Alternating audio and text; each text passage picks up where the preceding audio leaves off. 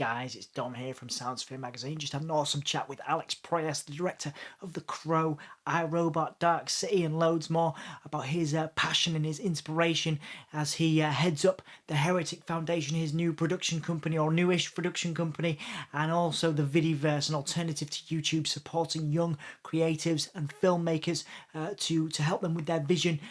So yeah, hopefully you can check this out and support Alex, support the Vidiverse, support the Heretic Foundation, and thank you for supporting Soundsphere and watching this. This was a lovely chat with one of my favourite creatives and filmmakers in the world. So thank you for supporting us, thank you for checking this out, and we'll see you again really, really soon.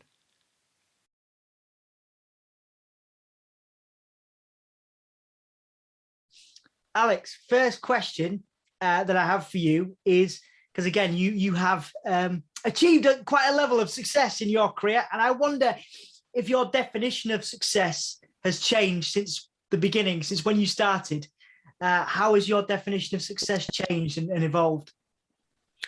Well, it's a interesting industry that we work in, because one never really feels like they've achieved any level of success. You know, every time you make a film, you're starting from, you know, ground zero, basically.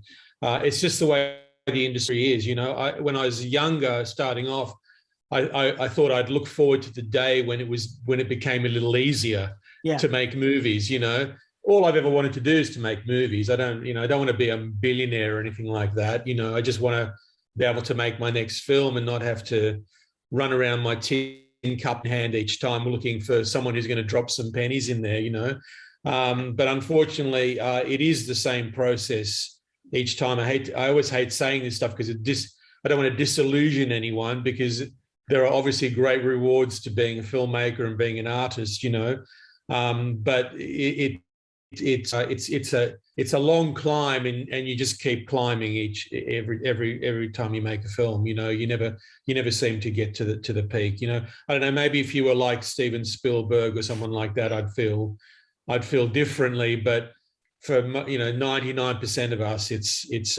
it's hard work, you know, and you got to keep at it, basically. Yeah, absolutely. And I do wonder, obviously, you know, as a extension of that, when you look back at the success of say, The Crow, iRobot, Dark City, etc., do you find yourself, because a lot of people I work with in the creative industries, they measure themselves against past successes. Now, I wonder if you ever find yourself doing that, or is it something that you kind of, you like to, you know, leave behind, really? I like to challenge myself, and so I like to try different things each time. If I'm, you know, if I feel like I'm going over the same ground, it's not as satisfying to me as exploring new terrain. You know, so I do try and approach things differently. I mean, filmmakers are sort of, you know, we have certain preoccupations, certain ideas that keep resurfacing. So you're sort of doomed to tell the same story in different ways each time. But I try not to do that. I really try and break new ground as much as possible, and that's what really excites me. And I think that's why I don't jump into franchise movies or remakes or sequels, because I like to come up with something original, or at least feel like I'm coming up with something original, and explore that. You know, that's the interesting challenge for me. You know, so yeah, in a nutshell, no, I don't really go over. I don't go back to the past. I don't look at my films very often, you know, that I've made. I like to see what's ahead. You know, I like to look into the future as much as possible. Yeah, absolutely. And that moves on nicely to the Heretic Foundation and what you're doing now with Vidiverse as well. Sort of challenging, I guess, people's perceptions of again, people associate you with, you know, certain films, a certain legacy almost, and you're really working towards, you know, kind of, again, a new future for yourself and as a production company, and also a new way of looking at you know, independent filmmaking with Vidiverse. How has your mission statement changed and developed with Vidiverse, with the Heretic Foundation, you know, since you launched it? I guess as recent as last year, I believe. So, yeah. Well, I mean, I haven't changed that much, really. I'm still the same guy who was making films when I was 12 years old. You know, it's just the industry has changed. You know, that's what I blame. I blame the fact that the industry has evolved into something into a beast and I'm talking about the mainstream Hollywood industry now, that is one that serviced my imagination and what I wanted to make maybe 20 years ago, but now not so much. Now original fantasy science fiction storytelling doesn't work anymore. Every time something comes out and a new film comes out that is an original story, we all pray and hope that it's going to work, and sadly they never seem to work. Audiences just want to keep going back to the Marvel and DC movies and the sure bets, and unfortunately that encourages studios to just want to finance those. So for a guy like me who, my wheelhouse is the original science fiction, that's really what I want to be doing. And when I say original, it can still be based on books or other material, but just not the stuff that just keeps getting rehashed all the time, something fresh. And there's so much great science fiction literature that's never seen the light of day because the studios just don't seem to embrace it anymore, So that's why I say the industry really has changed. The sort of, there's no risks are taken anymore on the big screen. That's gone. That's dead forever, I fear. And so I had to kind of come up with a new way that I could still tell my level of imaginative storytelling, original storytelling, and still do it to the level that I need, because building worlds is a expensive prospect in film. So I've tried to retool the way films are made and the way they're distributed to support imaginative original filmmaking, but on a lower budget, on a lower level, and without sacrificing any of the quality or the imagination. And touch wood, but I think I'm slowly getting to that point. Yeah, absolutely. And what's the reception been like? Because, there are films that people can access via the Vidiverse site. People are, accessing and using the service, I guess you can call it that. Like, how has the reception been? Again, for fans like myself, it looks great on the outside. Obviously, somebody looking at it, again, from the outside in. But for you yourself, how has it been? How's the reception been? Have people been getting involved? And has it been as exciting as you wanted it to be, I guess? Yeah, look, it's incredibly exciting. The response from filmmakers has been overwhelming. I mean, it's been absolutely staggering. And the quality of films that we're receiving to stream on the site is terrific. I knew that there was a pool of amazing work out there and amazing new filmmakers out there. I judged a few film festivals in the last few years and just saw the quality of the short films that I was judging and the feature films was just amazing. And these are films that very rarely get seen outside of the festival circuit. The production values were really high. The acting was great. The storytelling was great. It was all the stuff that I love in great movies that I don't see on the big screen anymore. I don't see it on Netflix or any of the other streamers, the mainstream streamers. And here it was in independent filmmaking on a budget. And I was just blown away. I just could not believe how great these films were. So I really wanted to jump in and support, and also kind of like, be inspired myself as a filmmaker to start creating that sort of level, that quality content again, without the executives, the Hollywood executives breathing down my throat all the time, down my neck all the time. So, as I say, the response has been overwhelming. I think filmmakers have really realized what an amazing possibility this is. And, we're trying to monetize it. The subscribers are, they're coming. It will take some time for us to get to a threshold where we really are able to support the filmmakers properly. But from day one, all the filmmakers on the site are receiving some kind of remuneration. It's going to come in 6 monthly grabs, so they haven't received anything yet. But from the first subscriber, the platform and the filmmakers are sharing in the proceeds, in the revenue that comes from the subscription. So as I say, it's going to start very low, but it's going to be better than what YouTube have to offer, which is zero, to filmmakers. So I already feel vindicated. I already feel like I'm achieving something for independent film. And hopefully, as I say, we can make that grow and get to the point where, I want Vidiverse to be able to not just exhibit films and distribute films, but to actually help filmmakers get their films financed, get their films made. So we're going to build to that slowly. It's going to take some time. It's going to take a lot of hard work, but I'm convinced we're going to get there. We just need more people to come and support us. We need subscribers. We need an audience base that is as potent and as excited about this venture as the filmmakers already are, and that's slowly coming. And I think we'll get there in the end, when people realize that they're getting something that is completely unique. It's not just another streamer. We're not trying to be Netflix. We're not trying to be anything. We're trying to be ourselves and do something that's truly unique, and I think offer really unique content that an audience will not see anywhere else. And we hope, again, to build that whole premise. Yeah, absolutely. I mean, one of the questions I think people will ask, obviously, you're a busy guy, your team is busy, the Heretic Foundation. When people submit to the Vidiverse, when people submit to you, does that give you an additional pressure to add to your already hectic schedule? Or, what is the process like, in terms of if somebody wants to submit something to you, is that an extra load on your plate, or is there somebody there disseminating the content?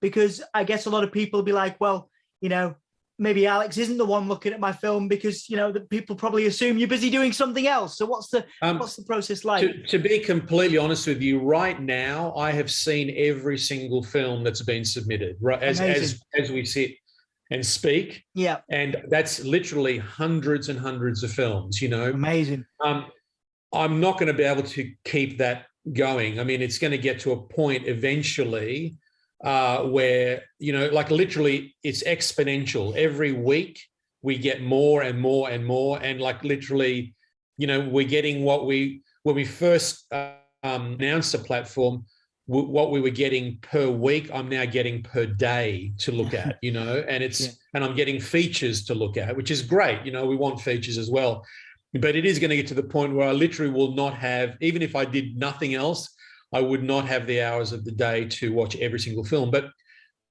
as I say, as we speak, I am still watching every film. And so eventually we're going to have to put in some sort of a system. And, there are a couple of people involved with the group who are great, who are really behind the scenes and doing a great job at presenting the films, writing up we have this great critic, Anthony O'Connor, who's been writing all the blurbs about the films. So he sees the films that I put together and pick. He watches those films, and then he does writes his little blurbs about each film, so he's going to become, and he's a very, very highly regarded film critic here and writer here in Australia. So he will start to play a greater role in picking the films, because he's really starting to focus in on exactly what I want out of the films, and he has very good taste also. So he's going to be start to become quite involved with the process as well. But I'm hopefully building up a team who will support my vision for what I want this to be. And the practicality is, it is what it is. As it gets bigger, it's just going to become impossible for one schmuck like me to do it. But hopefully I can stamp it with, and I think I've already done a good job of stamping it with the kind of taste and the desire for cool, original stuff that pushes the envelope, and I think we'll sustain that mission statement. Yeah, absolutely. For a few more questions now, then, Alex. One of the things that I do as part of my day job is work with young people who are struggling with motivation. Maybe they want to work in the music industry or the film industry. Certainly people I meet all the time are inspired by, the iRobots, the Crows, Dark City. And they might look at someone like yourself and go, I'm never going to be Alex Proyas. I'm never going to have the success that you've had. And I wonder what your advice is for anybody who wants to get into the industry, but maybe is having that crisis of confidence. Maybe they're worrying, that maybe they think, well, I can't do it because I'm not from the right places. I don't know the right people. And I wonder if you've ever come up against those questions yourself, and how you would advise somebody who's really struggling with that confidence, who is inspired by, someone like yourself and the work you've done. As a filmmaker, you struggle with that every single day, and you'll continue to struggle with that, but you just have to believe in yourself and what you're doing. Don't let the turkeys get you down. Basically, have a sense of yourself and tell your story. That's the thing. It's like, what is unique about you as a person, as an artist, as a filmmaker? You don't have to be a writer necessarily, but you have to find stories that you really want to tell through your own eyes, and stick to that. Don't get sidetracked into doing stuff because you think that's what other people want you to do. Just believe in yourself. I mean, I know it's easier said than done, but that's really what you got to keep focusing on. And keep reminding yourself why you're doing it, because you love the process of doing it. You've got to love it, and that's what's going to sustain you is that passion for creating film. That's what you got to keep remembering. Absolutely. And if somebody was to ask you, there's two strands to this next question. If someone was to ask you, hey, Alex, what do I do? Top 3 things that I need to do as a filmmaker to, if you were looking for someone, or if somebody rather was looking to, to have something featured on the Vidiverse, and looked at by the Heretic Foundation, what key things does somebody need to do? But also, what mistakes does somebody need to avoid? What things do you want to see? And what things do you not want to see from any directors or any creators looking to impress you? Again, it goes back to what I just said, which is find your voice, find your unique way of telling a story and your unique way of seeing the world. That's what always impresses me. And I think that's what always impresses an audience at the end of the day. Maybe, mainstream audiences aren't aware of it, but the reason the great filmmakers of the past have become great filmmakers is because they do something that is unique to them. That's why we embrace it as an audience. That's what impresses us. And that's what impresses me as a filmmaker. If I see a film that is trying to copy something else from someone else's work, redo something in some way. I mean, I'm pretty much aware of most of the conventions of filmmaking, so that jumps out to me straight away. But if I see work by someone who's really trying to speak with a fresh, distinctive voice that's their very own, that's what really impresses me. So then, whether the craft is as good or not, whether they've spent as much money as someone else, all that stuff is irrelevant. It's the truly unique quality that jumps out at me and goes, this is someone who has got a new voice that we need to support, and they'll learn in time. They'll learn the techniques in time. They'll learn all the tricks that we all know. That is less important to me than the ability to say something new with a distinctive new original voice. Absolutely. And in terms of your own inspirations, outside of work, obviously, again, you're spending a lot of time on the Vidiverse and the Heretic Foundation these days. What is it that motivates you outside of work? Music, places. Where is it you draw your inspiration from? In 2022, and have you drawn from the same sources of inspiration, music-wise, or otherwise, since the beginning of your career? Well, look, music is, of course, has always been consistently part of my, inspiration. I'm a failed musician myself. I mean, I would have loved to have been a rock star in another life, and sometimes I regret not having gone down that road, because I love rock and roll. I love music. I love contemporary music. But I read a lot too. I mean, for me, when I first started reading science fiction stories when I was a kid, that kind of became part of my development as a filmmaker. So I'm still very much inspired by novels and short stories. When I was reading those science fiction stories when I was a kid, I was imagining the movie in my brain, in my mind. As I was reading it, I was actually making the movie.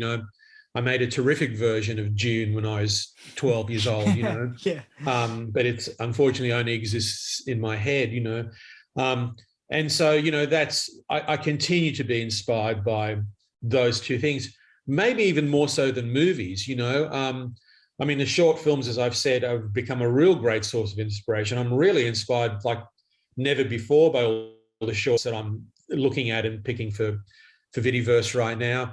But music and literature have really been my consistent inspiration through the years, and they really continue to be my main source of inspiration. Yeah, I'm going to put you on the spot. Do you have a particular, do you have like a top 2 or 3 tunes that you go back to, any bands that you particularly love to go back to for motivation? Sorry to put you on the spot. I've got many. It's hard to say, one or two, but look, when I write, I'm always listening to music, and people kind of wonder how I can do it, like how I can listen to songs with lyrics while I'm writing dialogue, But I tend to listen to the same stuff over and over again, and it becomes kind of, I don't really tune into it. It just becomes a background music for me, I've got these guys at the moment repairing we've had terrible rains in Sydney, and a lot of our houses are starting to like collapse. We have a veranda out the back that's just gotten waterlogged with water. You might be able to hear some banging and hammering out the back. I've got some guys fixing it, but it's interesting to me how people who can construct houses, they always have their little boombox always playing music, and they just have to have it. It's something that they need to work, basically. And I feel the same way when I'm writing a script. I need to have that little bit of music playing softly in the background it's part of the way I work, So look, I have many bands that I just keep coming back to. Radiohead seems to be one that's consistently something, and Tom York's music as well. There's consistently something that services the mood of what I'm writing, I guess this is a lot about the mood, my general demeanor when I'm writing, but it's just, it's like an old friend now. I just listen to the same Radiohead stuff over and over again, Yeah, there's nothing wrong. A lot of other stuff as well. I love a bit of Radiohead, man. I mean, it's just classic. I am interested because obviously Vidiverse and the Heretic Foundation is your thing. You have built that from the ground up, and you're creating jobs, and you're obviously creating opportunities for young filmmakers. Is that your? And I've got to be careful here because I know you don't draw from the past too much. But when you finish up, so years from now, when you look back, will you look back at will you look back at Vidiverse and the Heretic Foundation as your defining moment as a creator and as an artist, because that is profoundly yours? Or will you obviously have fond memories of, those moments of acclaim, otherwise, films, etc., your iRobots, your Crows, etc. I'm trying to fully form this question. Where does the Vidiverse and Heretic Foundation sit in terms of your legacy and how you would like to be remembered? I don't know if that sounds a little bit cliche as a question. Do you know what I mean? So I'm not dead yet, so I've got a few more years, hopefully. Look, I don't know. It's hard to say. It's really hard to. I don't really go over my past, as you've said, and so I don't really know which film or which moment is a defining moment. That's up to others to, if they care to think about. But look, there's, and again, it's hard for me to work out what I'm saying as well. But it's I think for me, the most fulfilling moments or the most fulfilling projects that I'm involved with are the ones where I'm just the most excited while I'm doing them, I'm really excited about Vidiverse. It's invigorated me in many ways.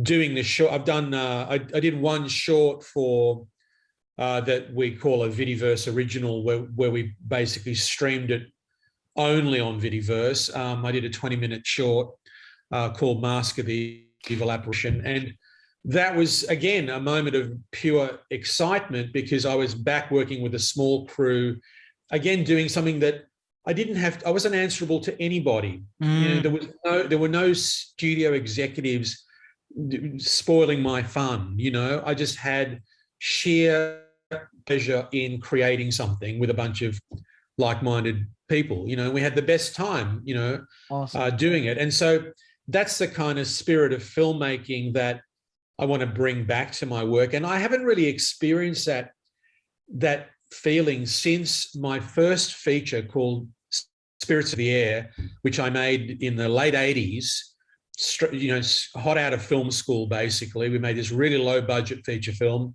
and it was the same thing. And I miss that, you know, small collaborative experience where I'm just not answerable as a filmmaker. I can just create. I feel like a proper artist, you know. Yeah. And so that's what I'm trying to bring back. And I'm hoping, you know, as I say, touch wood, through some of the structures that we're setting up at the moment, I'll be able to make a feature film very soon under that same with that same feeling, you know. And I think that will be I hope will be my high water mark, you know. Beautiful. And I hope there'll be a few more of those before they sort of cart me off to the glue factory, you know. Yeah, absolutely, Mo. I'm so excited for you.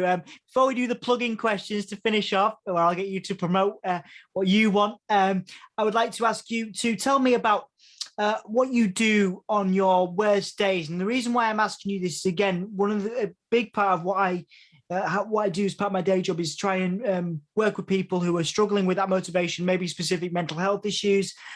They want to create, they want to build something, but they again, like earlier, we were talking about that motivation. So, and very rarely on interviews like these do people talk about when they're having a bad time or bad day. So if, you know, without going into, well, being as specific as you wish, on your worst days and the days where you are struggling with motivation or whatever it is, what is it that gets you out of bed? What is it that drives you? And you tell me about how you stay motivated on those times. It's look, over a lifetime, things evolve, obviously, and what I would have done years ago, had a cigarette and a scotch or something, I don't endorse anymore. You know, I feel like it's you know, getting some fresh air, getting out and walking around and walking the dog or whatever you can do is actually infinitely better. And I've learned the hard way that that's the best thing to do. Looking after your health and not eating sugar. And, you know, I've given up sugar recently and that's been fantastic, you know, and I've given up a lot of the you know, the drugs of old that I used to take. And, you know, look, it's definitely the way to go. And I don't want to preach to people because, you know, people hate that, but it is, you know, the more of this stuff you can cut out of your system, the better you're going to feel. And then it becomes a sort of circular process, you know, and the further you go, the better you'll keep feeling, you know. It's social media, I think, is a terrible disease of the mind at the moment. And we've really got to be very careful about how much time we spend doing it. And I see it in myself. I mean, you know, I'll get up in the middle of the night. I have a bit of insomnia. Sometimes I get up in the middle of the night and I'll start scrolling through Facebook or Instagram, and it's just nuts, you know. It's just not something that people should be doing. And it is a drug, you know. People got to think of it as a drug because it's exactly what it is. So I'd say avoid all that shit, you know, as much as you possibly can. Focus on being creative, you know. I mean, literally, when you have nothing to do and you're feeling depressed, make something, you know, be creative. Artists, so many artists have survived life through the ages by doing exactly that, you know, channeling that energy or that depletion of energy into your work, and that will invigorate you, you know. So I think it's really the best answer. That's what sustains you. And when the lowest I've ever been is in the middle of films in certain particular productions that have been troubled, and that's the lowest I've ever been in my life, short of, a relative or a good friend dying or something like that. That's the worst it's been. And that's why my thing is, you've got to be working on stuff that is meaningful to you, because if you're not, and you're in that lowest ebb, then there's nothing to turn to. If you're making something that truly means something to you, then you can survive whatever problems you face and whatever depressions you face, because you just keep focusing on what you're doing, which is meaningful, So again, it goes back into the argument I have for doing original stuff that has your voice, that only you could do, that is meaningful to you. I think it all feeds into that philosophy. Absolutely, man. Absolutely. And, wonderful message to finish up on. But so obviously we're in the UK, but to your fans in the UK and to people that have supported your work around the world, and obviously the subscribers to the Vidiverse and those that support you now in the Heretic Foundation, what is your message to those people that have supported you and those people that will continue to do so for the rest of your career? Well, I'm incredibly grateful. I mean, I have a great affinity with the UK. I've spent a lot of time in London, and I've worked in the UK many times, made many promos and TV commercials more in the early days, when I was doing that kind of thing. And I love the UK. I think it's a great place. We actually have long-term plans to come and live in London. Because we like the culture so much, and it's terrific. And I've always felt great support from people in the UK. The media not so much, but yeah. But the UK media is kind of famous for being critical, let's say, of filmmakers and artists. But the fans, the supporters, the other filmmakers, other filmmakers, colleagues, it's a wonderful place to work, and I've always felt very much supported and loved there. So I want to spend more time there. Absolutely, absolutely, and the wider community that you've built, around the world, those people that are getting behind Vidiverse, and I'm looking forward to it, because I'm about to watch the Mask of Evil Apparition, because it's set in the Dark City universe, and I have fond memories of studying that in college for existentialism and film. So I'm looking forward to deep diving into that short of yours shortly. But without me leading your answer, where do you want people to go? What do you want people to check out? And again, what is the message for the wider community around the world that are getting behind what you're doing right now with the Vidiverse and with the Heretic Foundation? Well, I'd say, go to vidiverse.com, subscribe. You're going to be supporting independent filmmakers all over the world. The films are from genius filmmakers everywhere across the globe, and know that you're putting back not only with enthusiasm but genuine support for where films are going. I think a lot of these filmmakers represent new voices, and the filmmakers you're going to hear much more of in the future. And so you can help them at this point in their early careers, support them, and I think you'll see some beautiful results into the future. Absolutely, man. Absolutely. Well, Alex, thank you so much for making the time for me today. I really appreciate it. I can't wait to see the future of the Vidiverse Heretic Foundation, and hopefully you get to the UK as well. Fantastic. Well, lovely talking to you, and cheers.